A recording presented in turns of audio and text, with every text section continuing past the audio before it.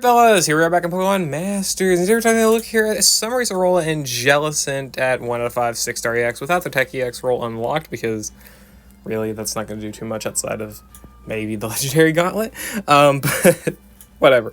So I've got 3 battles lined up, 2 stadium battles and a high score event battle here, and Acerola, if we want to just look at her in general, I think she's really solid. With the 3 out of 5, she's definitely really solid, but even just a 1 out of 5, I think she's pretty valuable to pick up, just because she's an amazing general supportive character. She's got her buddy move, Shoreline Ominous Wind, which is activated whenever she's at 80% or higher health, which raises all allies' 5 core stats by 2 stat ranks. Very simple, very easy, and she can use it twice. +4 on all those stats is very good, even if it's not +6. +4 is more than good enough because most characters can raise their stats by some amount anyway. She's also got her trainer move here, which increases physical and special moves next of all allies by 1, and also increases her own Water and Ghost rebuff by 1 stat rank. This is very good in any high score event setting, and also pretty good for ultimate battles and whatnot, and also any longer battle stage that's going to be hitting with Water and Ghost moves. It's very good, and it's a 2-use move, so you get yourself potentially up to +2 physical and special moves next for allies, and +2 Water and Ghost rebuff for Acerola, right? She's got Recover, which is her main form of healing. 2 uses to gauge, restores HP by 50%, not much else to say. It's a good healing option. And then she's got her passes, Touch Your Own Peril, which decreases enemy attack and special attack by 2 when she's hit by an attack move. Very, very solid. Very solid for, obviously, team tanking, right? As well as activating multipliers. And you'll see that quite a bit in this video, where we're able to activate multipliers on top of taking a lot less damage because of this passive here. And then Heals move, Team Gradual Healing, applying Gradual Healing to all allies when she uses a move that has a Heals effect tag. So whenever she uses Recover, she will also give all allies Gradual Healing. So good team here, solid team healing as well, on top of Team Fist Bump, which restores ally HP whenever her attack move is successful. So this is going to be double healing for her on top of Recover, and double healing for allies as well. It heals like, what, about 15-16% health, pretty much, if you've got Gradual Healing plus Team Fist Bump activated. I think Team Fist Bump naturally is like 9%, around there anyway, so it's good Gradual Healing methods that she has. So she's a good general support, she's got very good defensive ability. Like, looking at the stats, 351 special defense, 340 defense, 781 health, these are good stats, right? And again, the healing's good, the defensive ability, all that stuff, debuffing attack and special attack, all really good. So let's go ahead, hop into the battles, and see what Acerola is able to do with these amazing bulk abilities on top of good supportive stuff, which is kind of the role as a support, and the debuffs too. They're really good as well. Alright, so our first battle here is with Acerola and Anniversary Steven as a a duo for a Champion Stadium battle.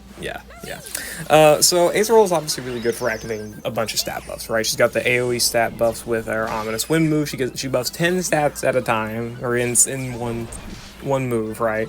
And so being able to do that twice, 20 stats, good form, is getting a hell of a lot of buffs, right? So that's the big thing here, is that she's able to activate Rising Tide in good form with pretty big ease, or pretty good ease rather. So she's a good buff for Steven, and she's also able, well, I don't know about a good buff for Steven, all things considered, but like, she's very functioning at the role, right? And she's also able to apply physical moves next buffs, of course, with the trainer move here, so Steven's going to have some extra power upon his Dragon Ascents, which is obviously good. And team sustainability is nice as well, the Recover, the Team Fist Bump, all that stuff. Steven's got not great bulk, but I mean, he does buff his defenses very consistently, so at the very least he can take some attacks quite a bit better, so that is something to consider, I guess.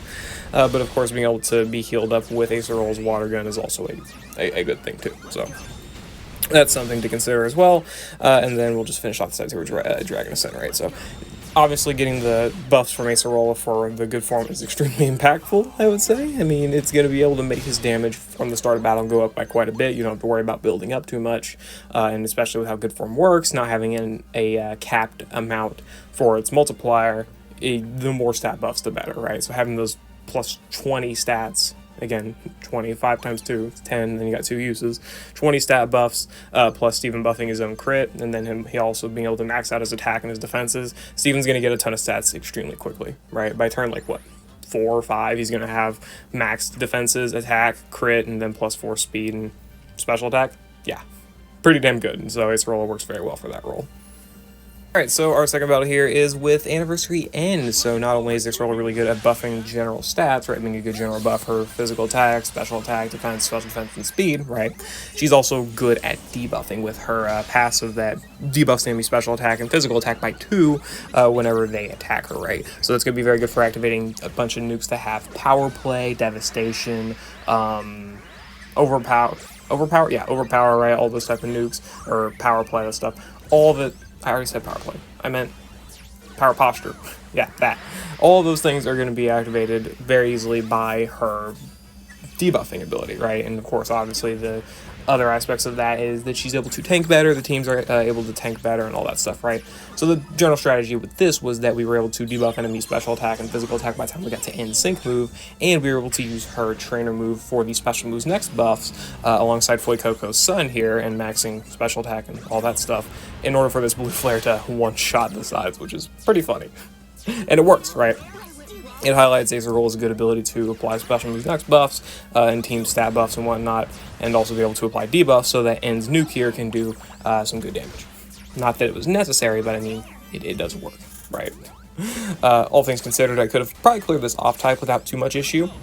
Just kind of have to probably worry about the sides because blue flare damage is not that crazy, but still.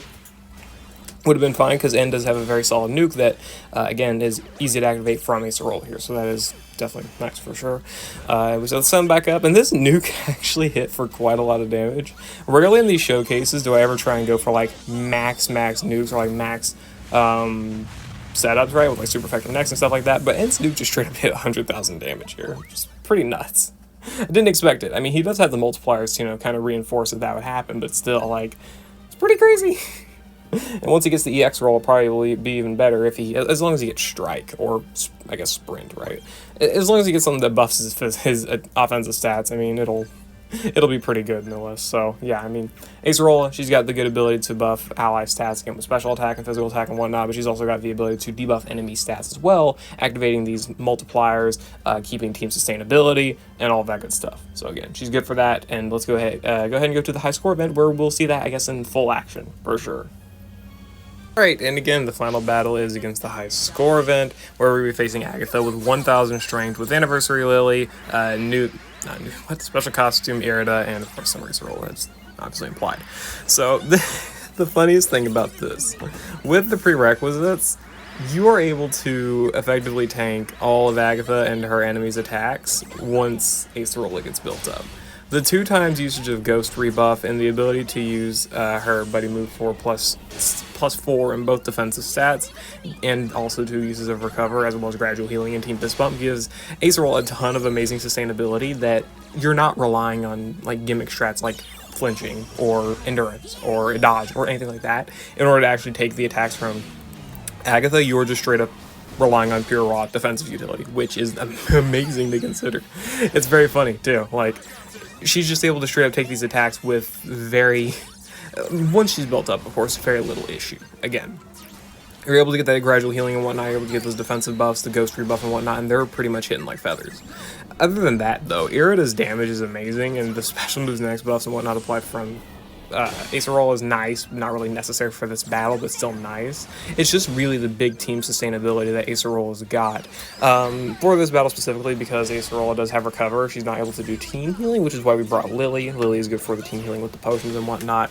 But other than that, Acerola's got good team gradual healing, right? Like for immediate healing, Acerola's not great for that, but for like gradual healing and whatnot, just after a while, she's going to be good for that, no doubt. So that's nice, and she's also enabling us to take the sync, right?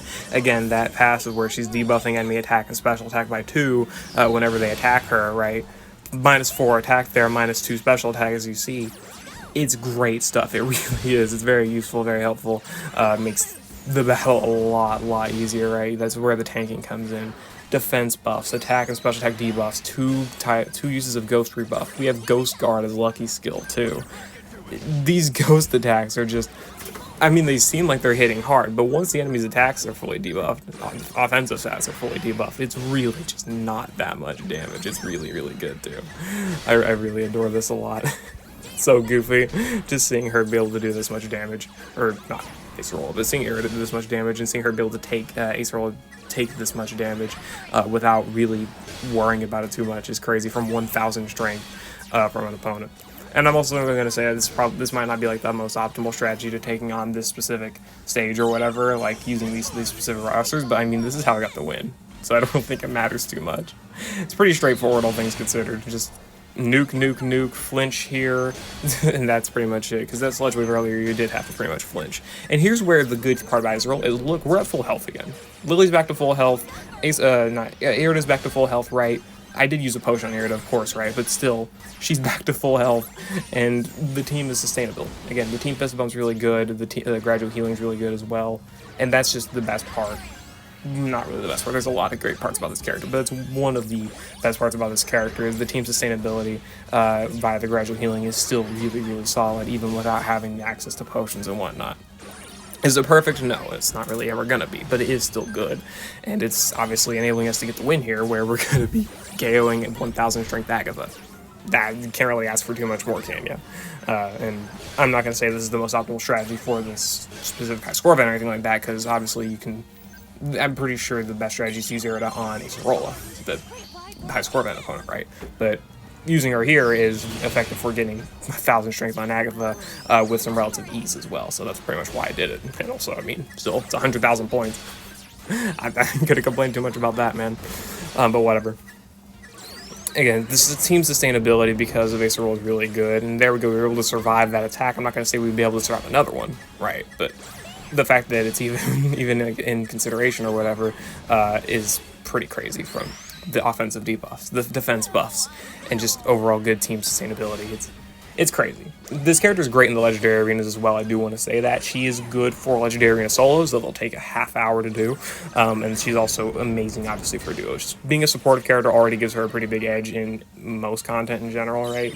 That having at least good defensive stats and decent ability as a support, you are going to be good at pretty much any game mode, but in Legendary Gauntlet specifically, Acerola being as good as she is just at least at what she does is great for that game mode. The debuffs, the defensive buffs, there's 113,000 points, but the defense buffs, the offensive debuffs, the recover, the NPR if you get her a 3 out of 5 right, all that stuff, amazing in the Legendary Gauntlet. I would showcase it, but mine's only 1 out of 5, and while I could do a solo or a duo with 1 out of 5, I just figured it better to let that speak for itself. I mean, it should be relatively obvious just looking at her kit. Her stats are good, her defensive utility is amazing. She'll be pretty much carrying anything to victory, even though she's pretty much locked to gradual recovery for the allies. It's still good, because it's, again, like 15, 16, 17% health per turn, as long as they have the gradual healing and the team fist bump going for them, right?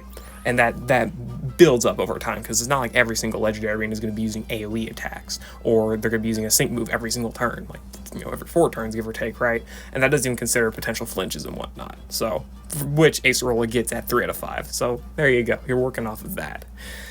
Overall, yeah, Acerola is definitely a really, really strong general supportive type of character. If only she was actually general pool. She's got amazing just all around, I guess, what would you call it, jack of all trades support type of abilities with her mixed defenses and offensive buffs, the physical and special moves next and whatnot, her recovering ability, all of it's really good. And even just a 1 out of 5, I think I've pretty much established that. Being able to take on 1,000 strength Agatha without really worrying about having any actual gimmick like flinching or evasion or whatever, that's pretty crazy. Just pure defense. But yeah, whatever. That's what I thought of the summary Acerola. I'll see you guys later. I hope you all enjoyed. Let me know anything about the character down below. I know I'm late. She's already gone. I tried. My bad. That is my bad. Been a little busy, but yeah, again. See you later. Hope you all enjoyed.